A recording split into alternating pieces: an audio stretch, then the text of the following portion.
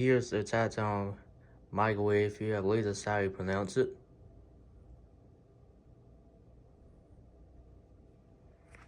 Open it up. You see, it's one of those generic microwaves, but I've never heard of this brand before. Light bulb does work in it. There's no model sticker, at least the inside here, so I guess I'm gonna have to move this thing to get to the back of it to grab it.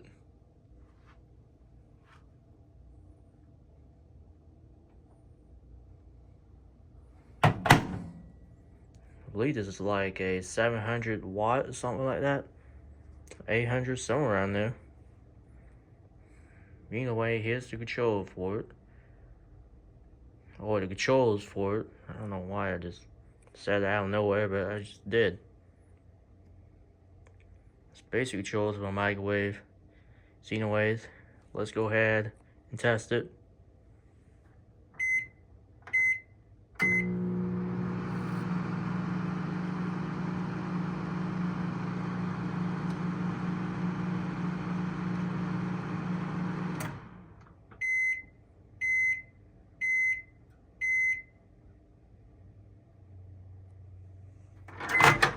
Anyways, this is about it for the video of this Tatung microwave.